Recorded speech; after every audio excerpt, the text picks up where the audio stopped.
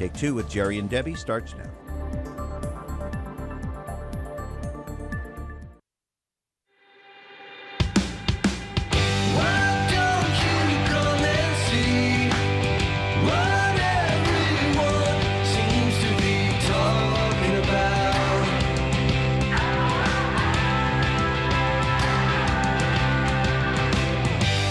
Well, it's so nice of you to be with us here on Take Two with Jerry and Debbie on EWTN Radio. I am Jerry Usher along with Debbie Georgiani, and as we say you, it is your program.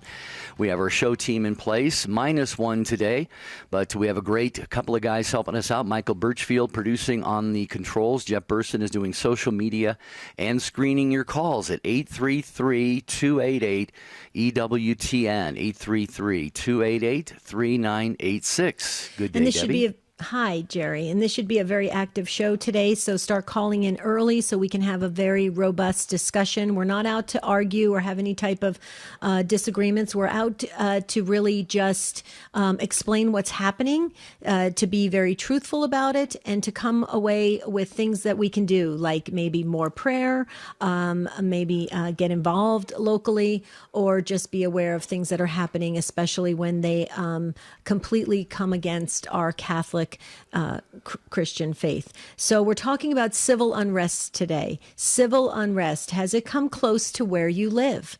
Or have you recently read, I just read a very disturbing article that literally right before we started the show. I cannot believe this has happened.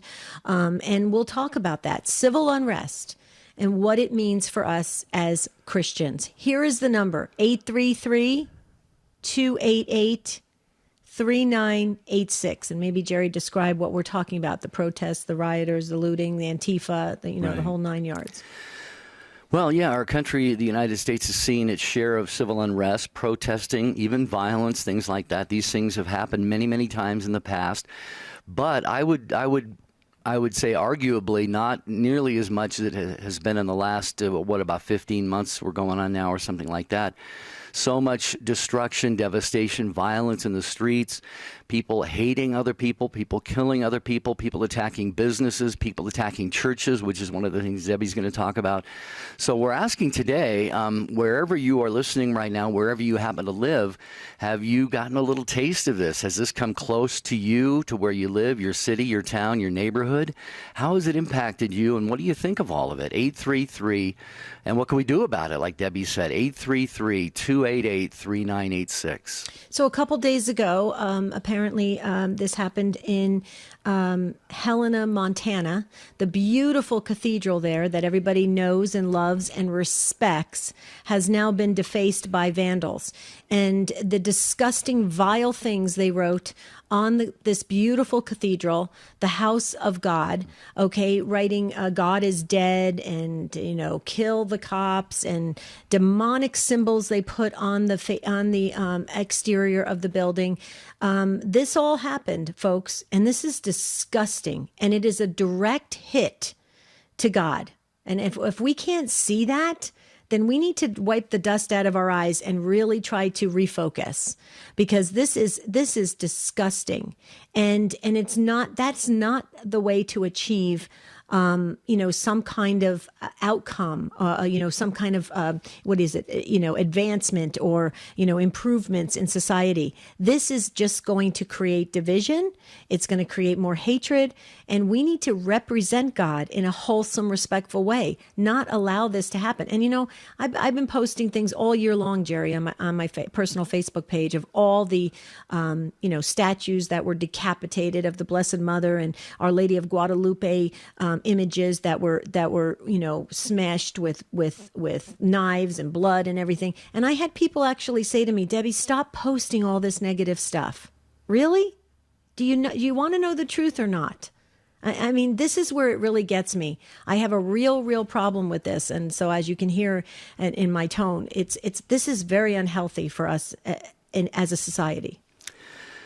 Well, yeah, I remember seeing a bumper sticker one time said, if we ignore the environment, maybe it will just go away. That's kind of the old philosophy. If you ignore something, maybe it'll go away. But I think the problem is too often we have turned our backs on this and said, well, I just don't want to see it. I don't want to experience it. I don't want to, be paying attention, watching the news, things like this. But it is happening. It has happened. It is still happening. Some cities are still just going full blast. I haven't seen any news reports of the Pacific Northwest recently, but I know that Seattle and Portland and areas like that have just been kind of an ongoing war zone, if you will. So we're asking you today, has any of this come close? Has it hit close to home for you? All right, tell us about how you feel about it, and what do you think we can do to maybe bring about change? Like Debbie said, more prayer, more spiritual things, but what about getting involved and I don't know, maybe bringing about change some other way? 833-288-3986. Well, I do think it's time. I think we who are able to have platforms on Catholic radio, I think we do a great job. I think EWTN does a fabulous job on making us aware, and the news feeds and all, to keep us up to date. I know Teresa Tomeo does an incredible job each and every day, Al Cresta and others, of keeping us abreast of what's happening. It's important we know, folks. I mean, if we're going to go into the Coliseum, if we're going to go into the Lion's Den, we need to go in eyes wide open. That's what I say. I mean, what do you think about that, Jerry? I think not knowing and then having it all of a sudden hit us, and then we're scrambling to try and survive as Catholics rather than thrive, that could be problematic. Well, yeah, it is important to go in with our eyes wide open, and also to dig a little bit, dig into these things and find out, not only what is going on, but why and who's behind it, and what's their end game, so to speak. Is this just organic? I mean, did all of this just sort of spring up and rise up? These are the things we have to talk about. And again, a lot of areas of the country, like where I've lived in the last year and a half, I think the extent of what I've seen has just been people standing in a street corner with signs like Black Lives Matter or Defund the Police or something like this. So I haven't seen near me anyway any of the violence or the destruction or anything like that. But we got a comment on the Take2Show.com website from a listener in Denver. We'll read here during the program. It came very close to where she lives. So what about you, dear listeners? It's your show, Take Two with Jerry and Debbie and you at 833-288-3986. We had one statue that was defaced here in Phoenix, and that was taken care of very quickly by authorities, which I thought they did a fabulous job. We had a couple situations happen in Scottsdale and Phoenix, and again, we have great leadership here in Arizona, and they took care of it quickly. I mean, they just said that's not the way to conduct, change. That's not the way to make things happen. It's not peaceful, and that's wrong. So let's talk about it. Civil unrest today on Take Two with Jerry and Debbie. Our Lord is constantly pouring out graces upon mankind, but only a few, those closest to his heart, know how to receive them. This Saturday on The Good Fight, Father Quan Tran, in his new book, The Imitation of Mary, will teach us how to grow in virtue and grace in 12 steps. Such wisdom on The Good Fight, Saturday, 2 p.m. Eastern on EWTN Radio. I'm Evangelist Alveda King of Priests for Life with Pro-Life Update. The letter to the Hebrews tells us that Jesus Christ made the sacrifice of himself upon the cross through the eternal Spirit. This makes sense because the Holy Spirit is the bond of love between the Father and the Son, a love that is then poured out on us. It is in the Holy Spirit that we too have the power to love, which consists in giving ourselves away for the good of the other. There is no greater love than this, to lay down one's life for one's friends. Such is to be our response to the unborn. We sacrifice our time, efforts, possessions, positions, and reputations in order to save their lives. By filling us with this love, Holy Spirit unites the human family, whereas abortion divides it. I'm Evangelist Alveda King on the EWTN Global Catholic Radio Network.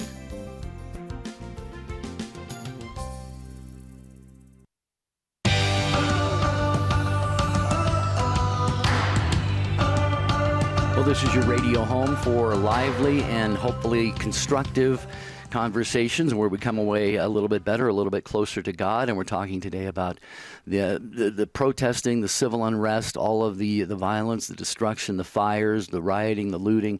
Just wondering if that has kind of come a little bit close to your neighborhood, your town, your state, and how you feel about it, what's been done about it. 833-288-3986. I want to tell you real quickly before we go to the phones, EWTN Publishing has a great recently published book. It's called Web of Faith, A Curious Catholic's Answers to Theological Questions.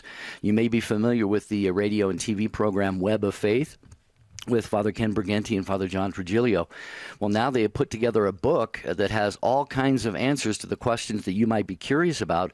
For example, what about psychics and their abilities? How canon law applies to lay people? Bad words and unwanted thoughts, what is sinful and what is not? There's a lot of great topics in this book. Web of Faith, A Curious Catholic's Answers to Theological Questions, available now at EWTNRC.com. Please buy Catholic, shop EWTNRC.com. We're talking about today's civil unrest, and has it come close to where you live, or have you read a lot about it on Facebook or in the news or on TV? And how do you feel about it? Let's talk about it. Let's see if we can have a productive conversation. Walk away with some things to do. Maybe pray more. You know, I'm all in favor of that. Getting to adoration more. The more we can pray, the more we can prompt change, especially if we storm heaven together. 833-288-3986. Can I just say something right up front, just so you know where my come from is? I do not like destruction. I don't like it at all. I raised two boys. I used to tell the boys all the time, you can go and have fun and play, but don't ever do anything destructive. Don't hurt anybody else's property. Don't steal. Don't do anything like that. I don't like that. I'm a rule-oriented person. I always have been, and I believe in that. I believe in the Ten Commandments, and I when I see stuff like this, it doesn't compute well in my brain. Just to let you know. I'm sure you knew that about me already, Jerry, but I don't know if some of our listeners knew that. No, I do know that about you, and I think that's very beautiful, and I feel the same way, and I'm sure your boys have grown up to continue that philosophy in their lives.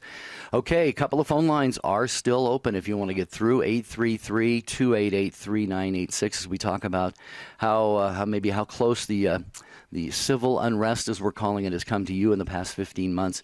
Bobby called in first, so it is Bobby first in Alexandria, South Dakota, listening on Real Presence Radio. Hi, Bobby. Welcome to Take Two. Hi, and good morning. It's good to talk to you again. It's been a long time. Yeah, hi, Bobby. How are you? I am older, but I'm still here. Aren't we all? Thank you.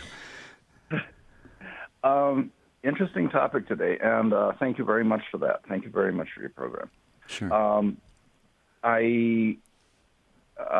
This is something that comes from within me. Okay, so here in my little corner of the universe, no, there hasn't been any touch of what I call it. And thank you. Let me digress. Thank you, Debbie, for your prologue. I feel the same way about destruction. I cannot personally understand hatred, and I cannot understand it. In my corner of the world, it hasn't happened. I didn't know anything about what went on in Helena. It makes me sick. So, as I told the screener, God gives us all talents, gifts, and abilities unique to each other.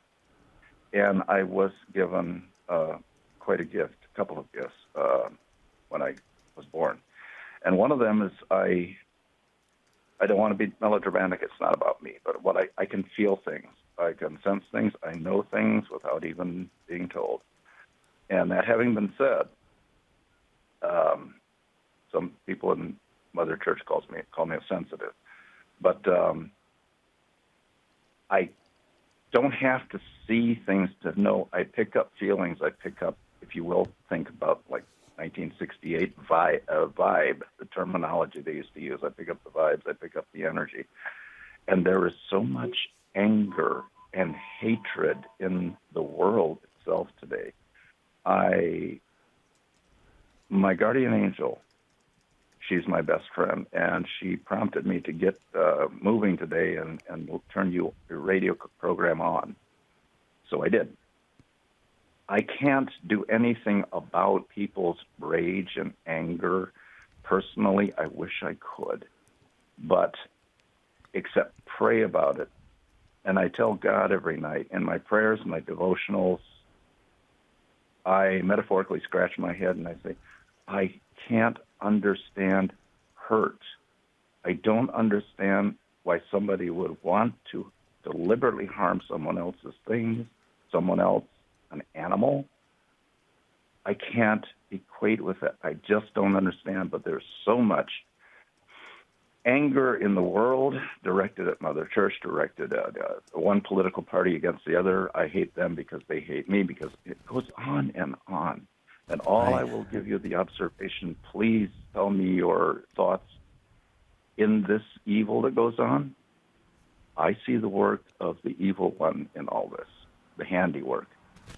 And prayer, I think, will conquer everything if you just do enough. Just Yeah. talk. Well, Bobby, I'm glad that you brought up the prayer part of it, and God bless you for your prayer life. It sounds like it's a pretty solid prayer life you talked about when you talk to God every night and pray, and you have your devotionals and all of that. And yeah, without question, anger and hatred are driving all of these. And you were talking about, alluding to anyway, how so much of what is being done, it's a misuse of our God-given gifts. We all have intellect and will. And with our intellect, we can think about what we want to do, should do, we ought to do, or should not do. And with our will, we choose to do those things or not.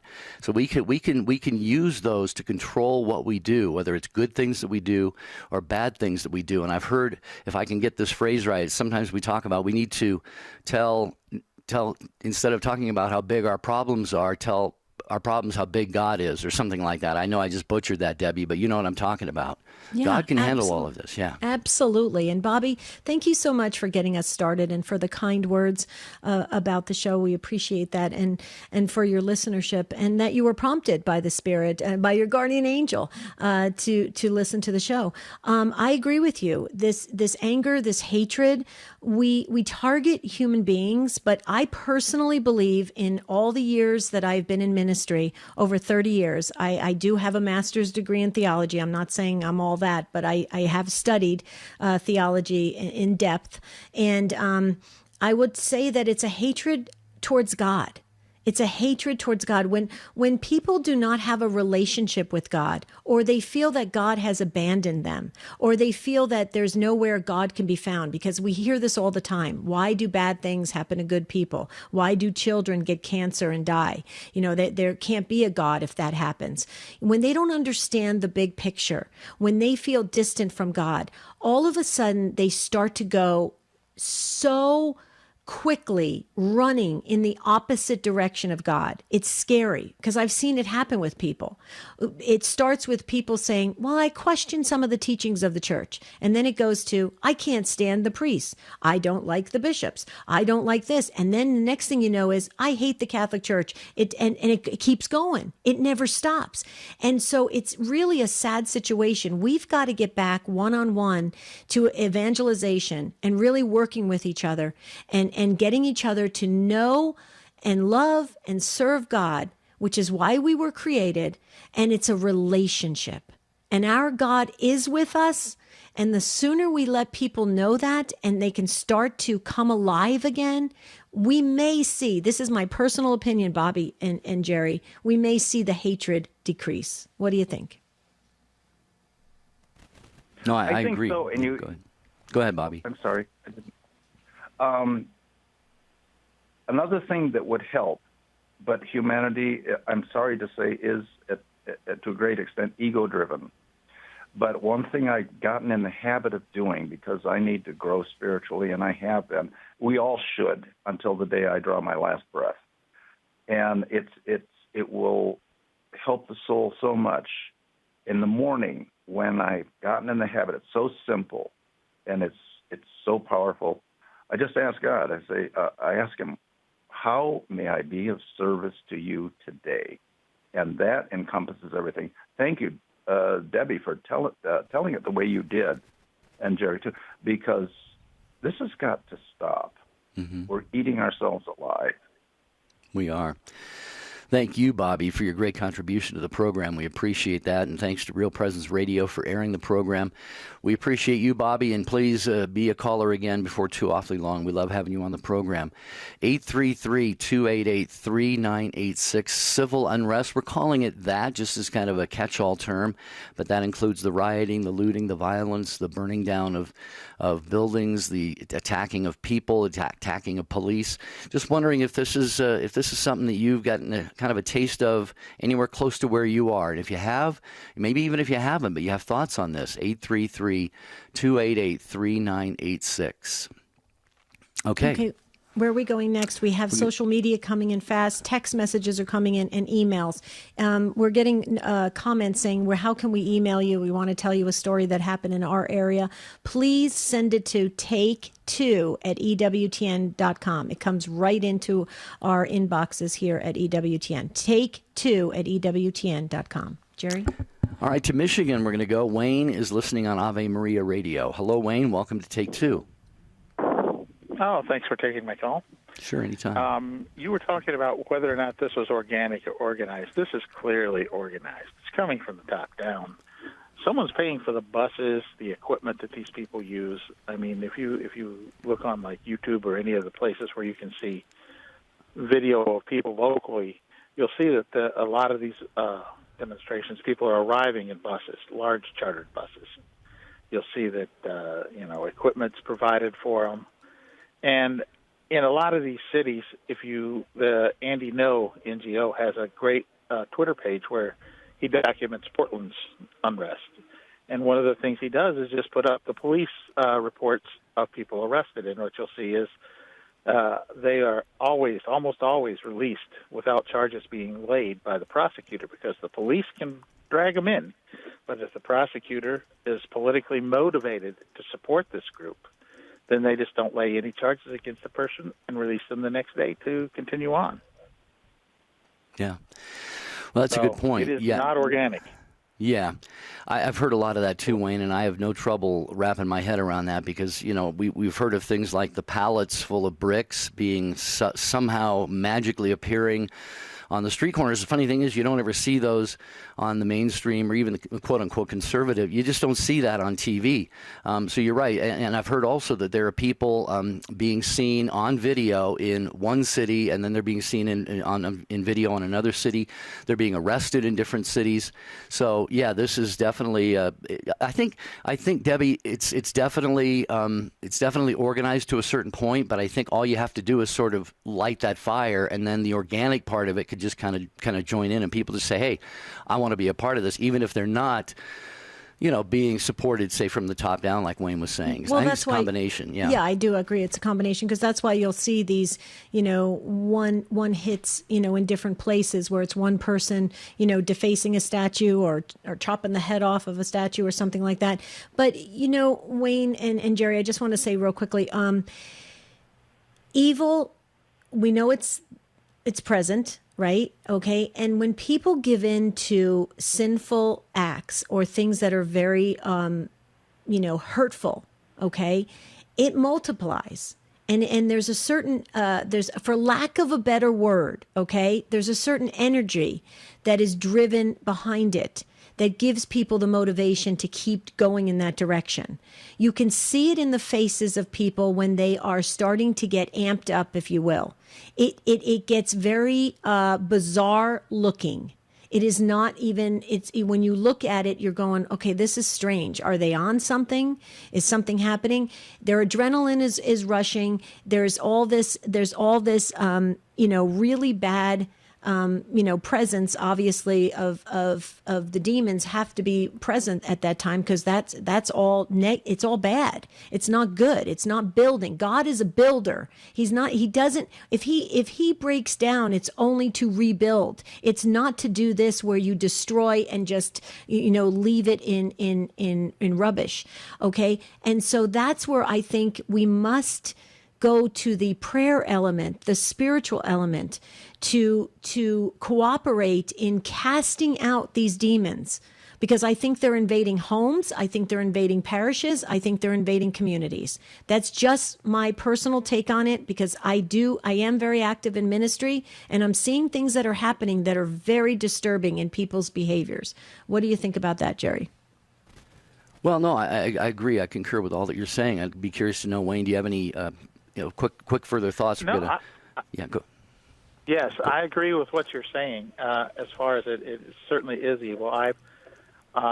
And evil seems to be focused in the media, and especially on college campuses. The hostility towards faith or any kind of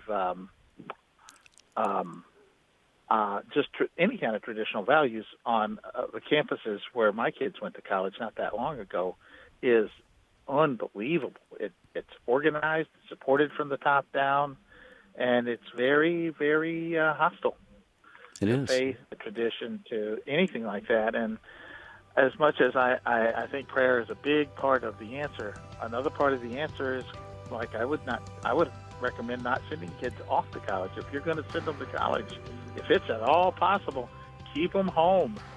Right. Yeah, money does talk. Absolutely. Great contribution, Wayne, to the conversation. We appreciate that. This is Take Two with Jerry and Debbie on EWTN Radio. During this time of crisis, join us and pray for an end to the coronavirus. Radio Classics is now EWTN Radio Essentials, featuring 24/7 masses, rosaries, chaplets, and prayers. Here's today's quote from Mother Angelica's Perpetual Calendar. Our prayer life is so very, very important. I want you to breathe Jesus. Think of Jesus. I want you to talk to Jesus. I want you to stay as close to Jesus and Our Lady as possible. I want you to be real, to be Jesus-oriented. Mother's spiral-bound Perpetual Calendar features an inspirational message for each day of the year. It's available from the EWTN Religious Catalog at EWTNRC.com. This is Life Issues with Brad Mattis, president of Life Issues Institute. Ann and Elle Hill sat on the front porch of their Cincinnati home reminiscing about their lives together. Married for 53 years with 2 daughters. Sounds pretty average, doesn't it? But this couple has impacted more lives than the average person can hope to reach. Over a span of decades, Ann and Elle have fostered 100 mostly teenage girls. The couple, in their late 70s, was still fostering until last year. Yet they don't believe they've done anything special. Elle's response was, there are so many people with nowhere to go. Most communities are desperate to find foster care homes, so if you feel led, please contact your local foster care agency. As for the Hills, Ann's slippers are embroidered with off-duty. Well done, good and faithful servants. Follow us on Twitter at Life Issues USA and stay informed, more informed than you've ever been. Tomorrow on More to Life, how can I help? Feeling torn between serving others and taking care of your needs? We'll help you find balance. That's tomorrow on More to Life. Now back to Take Two with Jerry and Debbie.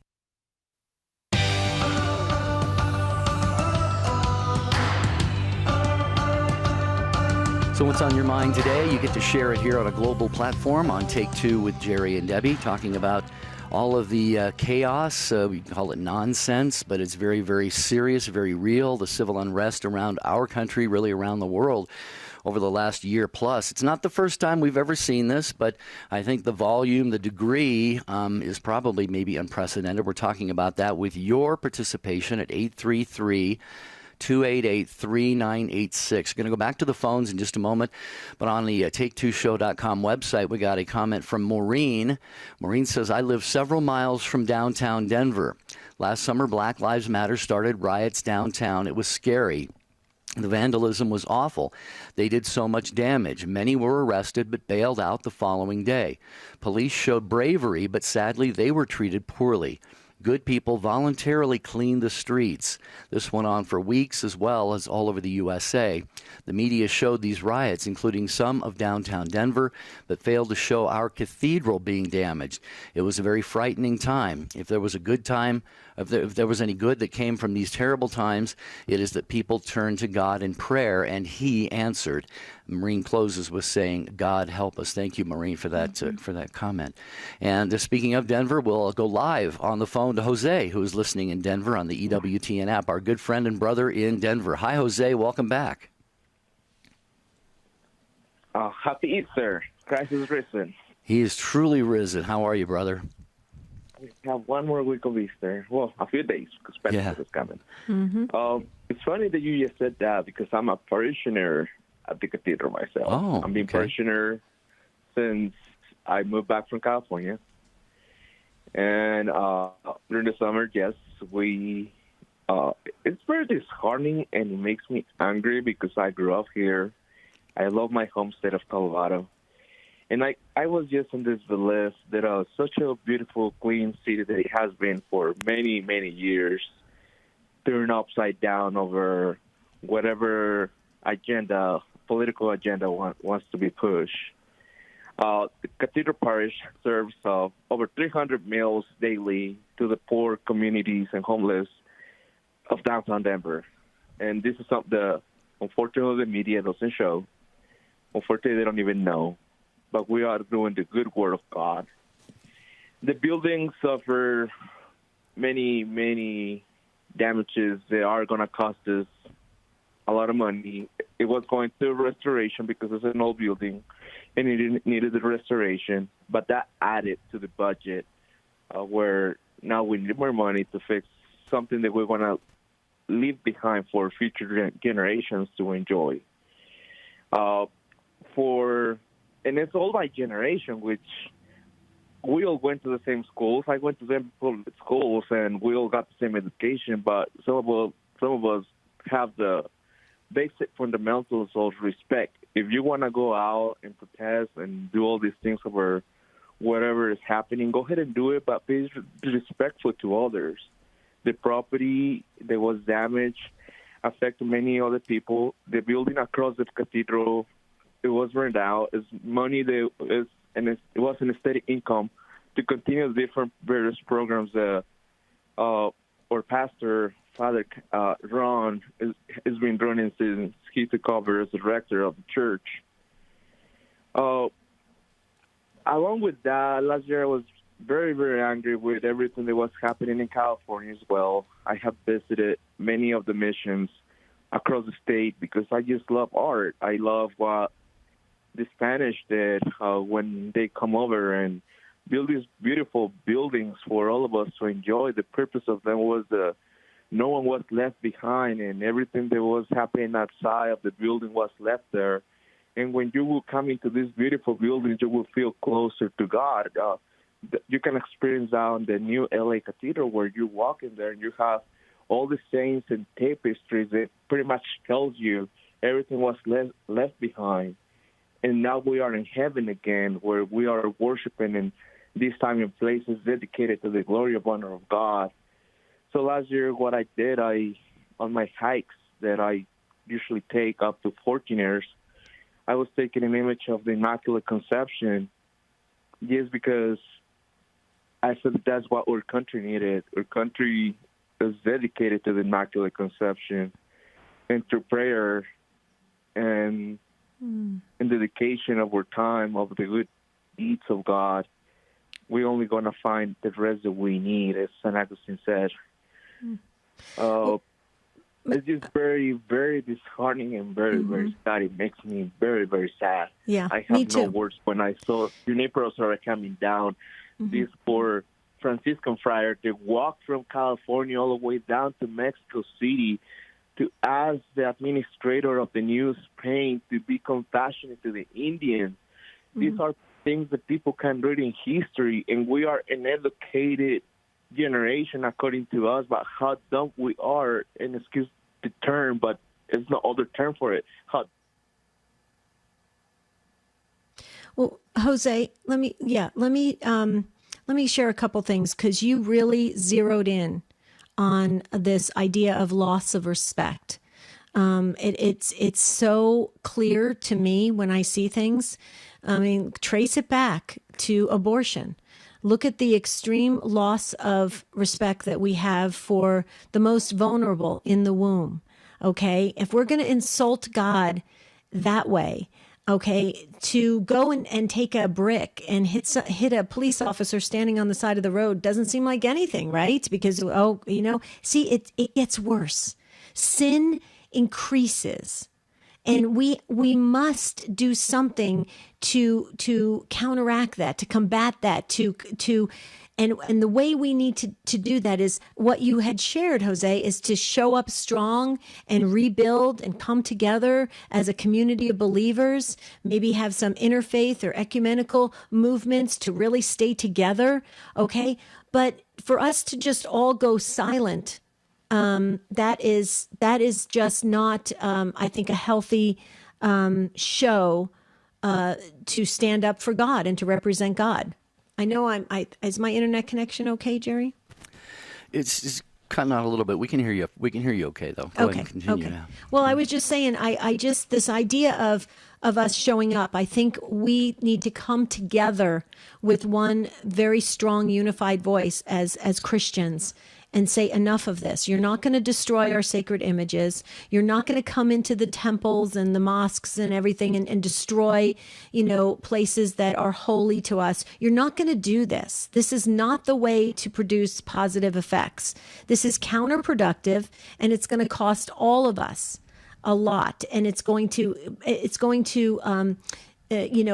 continue people being hurt physically, emotionally, mentally, spiritually.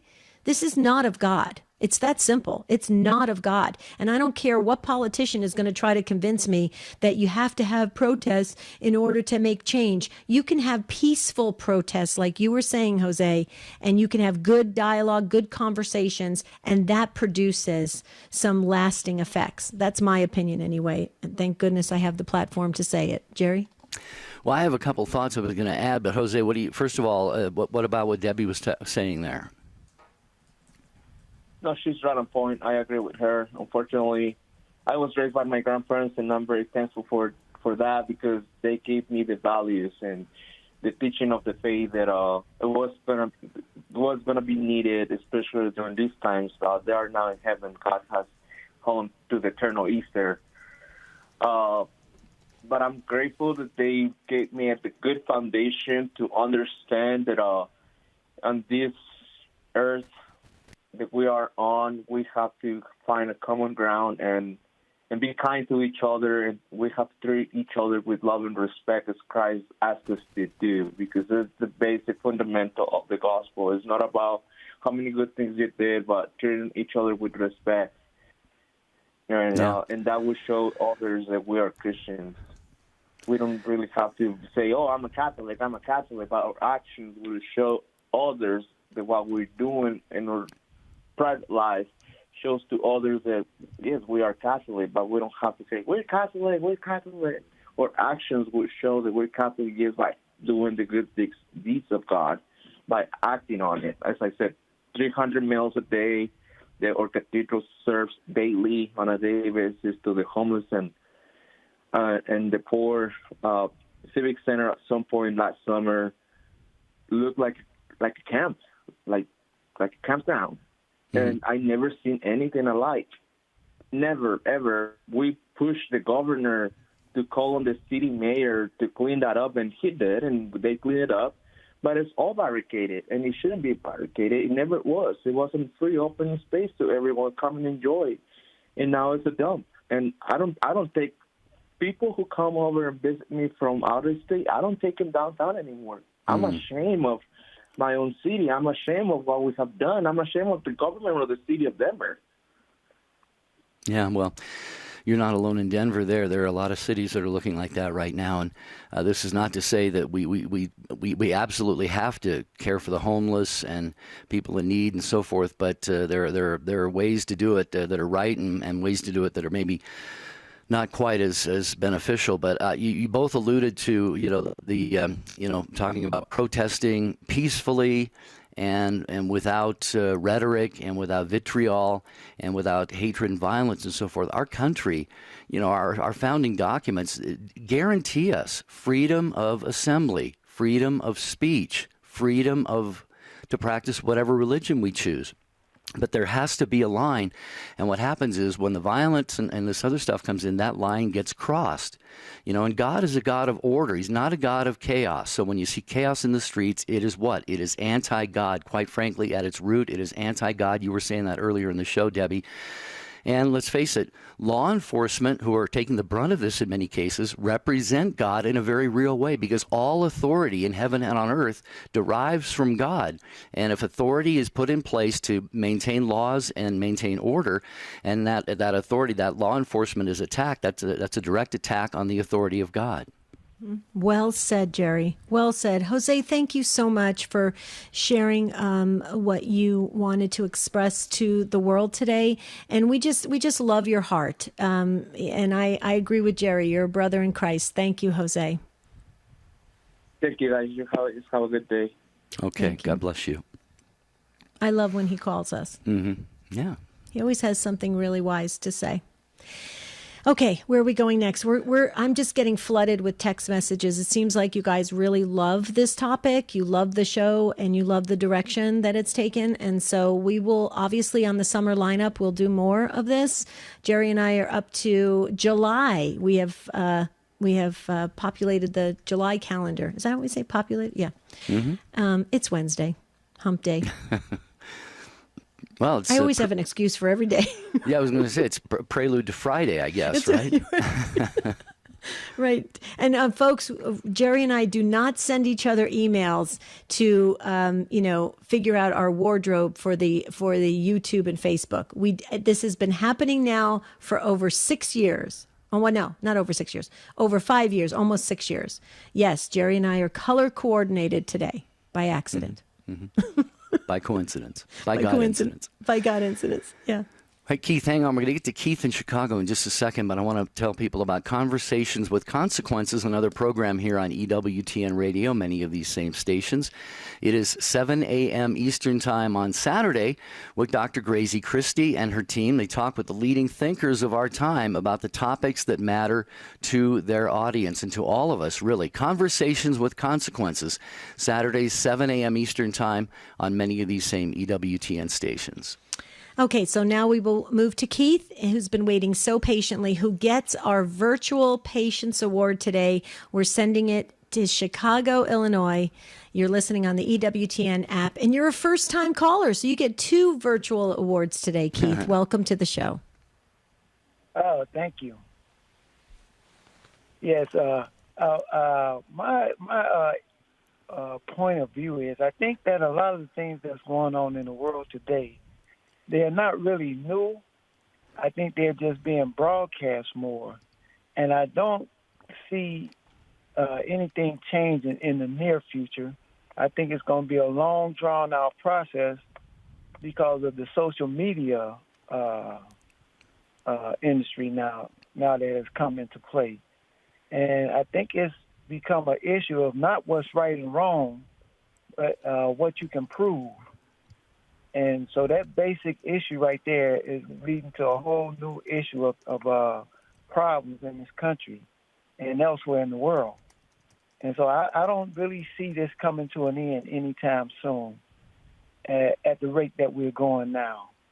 And as far as the church is concerned, with the decline of participation in the churches themselves, that only multiplies the issues that we're having today, because there's no spiritual guidance for a lot of the young people that are coming up, as opposed to back in the 60s and 70s when I was growing up. So I think the main issue is social media putting out a lot of things, and the news stations going back and forth about what's right and wrong instead of just reporting the news as it lays. Yeah. So it's kind of hard to classify somebody as right and wrong, because it's come down to what you can prove. And a lot of the organizations that's out there, I'll just use the Black Lives Matter organization. I'm a advocate of Black Lives Matter as I am with any other lives that matter. However, you get bad people or people that doesn't really understand what the movement is about that gets involved with it, and then it turns into chaos. And so I think we shouldn't be so concerned about diluting what Black Lives Matter means or anybody's life means as dealing with the issue at hand.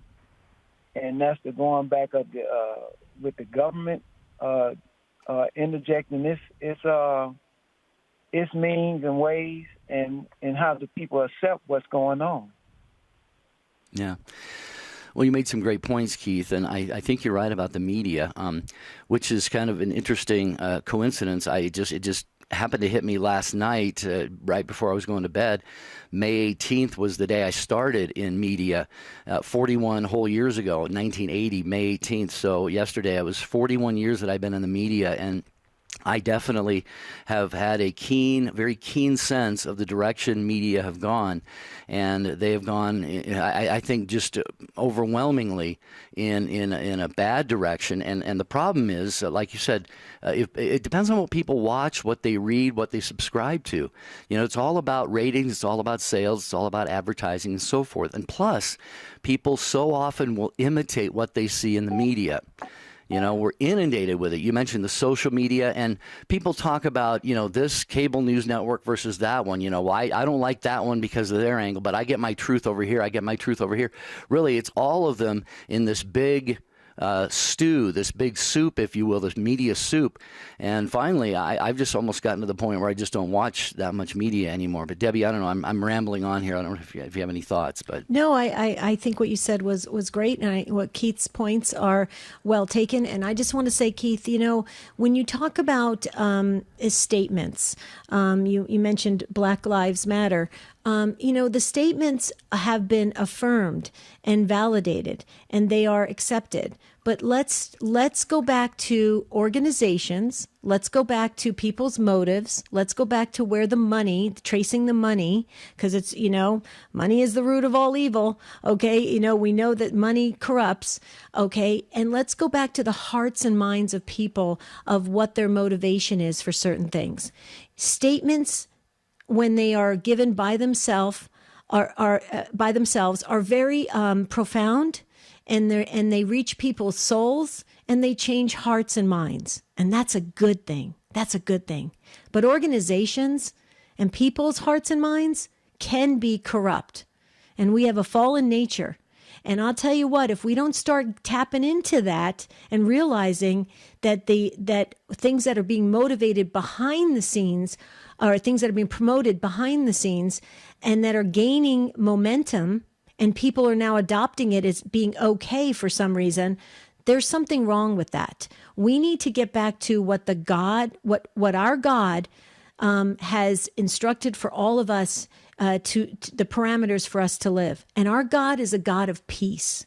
When we have peace, you can find God. Okay. This is complete destruction, division, hatred. And I agree with you, Keith. I think it's just going to continue because social media and getting the word out there every single time, hatred has a lot of, for lack of a better word, has a lot of energy. It gets out there, and people jump on the bandwagon, and it's not healthy for us as people who really do need peace. People are striving for peace and craving it.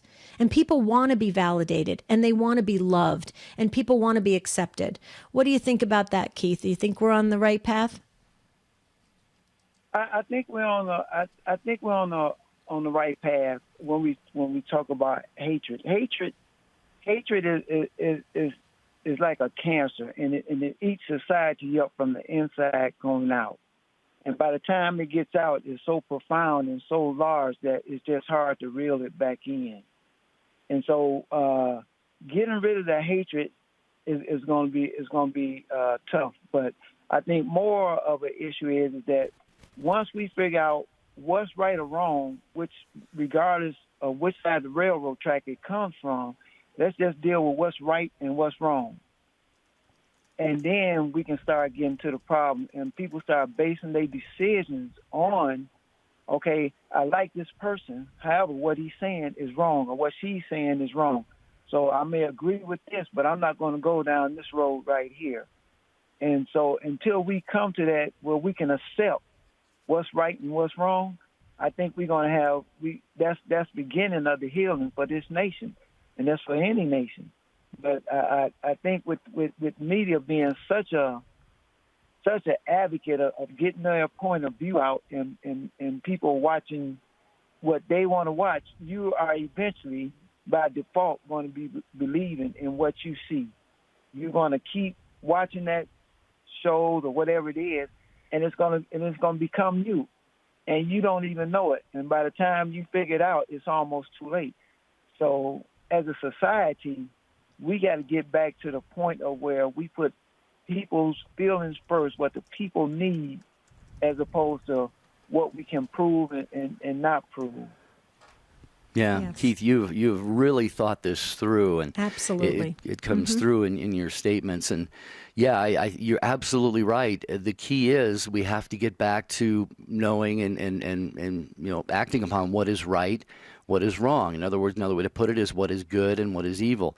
The problem there is what is right or wrong. We know that there is a right and wrong. That comes straight from God. Actually, you don't even need God to know that 2 + 2 = 4, Right is right and wrong is wrong, but we have a problem in the education system. We have a problem with many, the breakdown of the family, kids getting, led into all kinds of things that are really harmful for them. And so I think that sense of right and wrong gets warped, if not completely mutilated in some people. So we got a lot of work to do, Keith, and you sound like a man who is really, thinking this through, like I said, and we appreciate you articulating your thoughts here on Take Two. Thanks so much for calling, Keith. We appreciate it.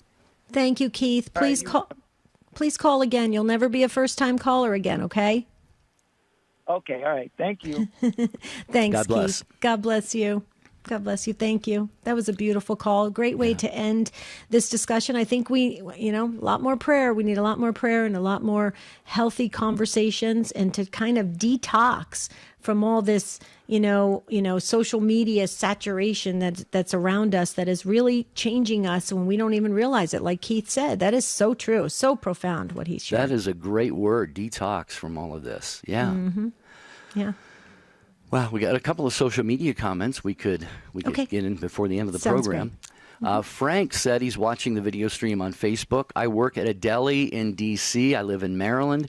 I saw the horrible events that happened on January 6th as the people took over the Capitol building.